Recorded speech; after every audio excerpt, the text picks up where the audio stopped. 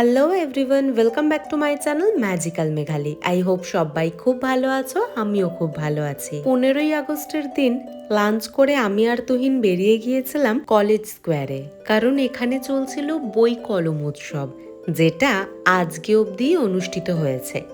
এটা চলছিল থিওসফিক্যাল সোসাইটিতে, যেখানে প্রচুর বই ছাড়াও fountain pen, fridge magnet, Bangla number ডায়ালের ঘড়ি সবই একই ছাদের তলায় পাওয়া যাচ্ছিল। আমি এখান থেকে কিনে নিয়েছিলাম বেশ কিছু বই, কারণ নানা ধরনের বই এখানে ছিল, নানান জনারের বই ছিল, তো বেশ ভালো লেগেছে মেলাটা। এই সমস্ত ছাড়াও এখানে কিন্তু হ্যান্ড প্রিন্টিং ডায়েরিও ছিল, আর ভীষণ ভিড় হয়েছিল। তারপর এখান থেকে বেরিয়ে আমরা একটু কলেজ স্কোয়ারে ঘুরছিলাম।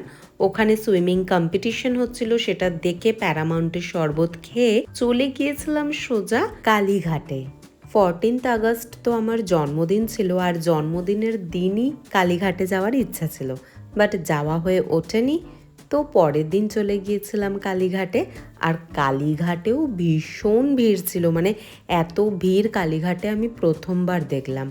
যাই হোক, ওখান থেকে আমরা চলে গিয়েছিলাম বাবা নকুলেশ্বরকে দর্শন করতে। নকুলেশ্বর কে জানো তো?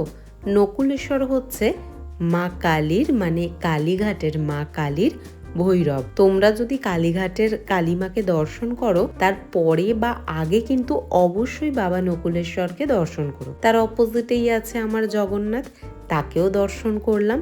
তারপর আমরা ওখান থেকে বেরিয়ে চলে গেলাম সোজা শর্মাতে চা খেতে। মোটামুটি ভবানীপুরের কাছে এলে তো শর্মাতে চা খাওয়াই হয়। আজকে চা ছাড়াও 2 ধরনের পাকোড়া নিয়েছিলাম, সেটা খেলাম, তারপরে গোলাপ জামুন খেলাম। ব্যাস, এইভাবেই কাটলো আরও একটা সুন্দর দিন। কেমন লাগলো মিনি ব্লগটা অবশ্যই জানিও কমেন্টে। আজকের মতো টাটা, আবার দেখা হবে অন্য কোনো ভিডিওতে। ততক্ষণের জন্য স্টে টিউন।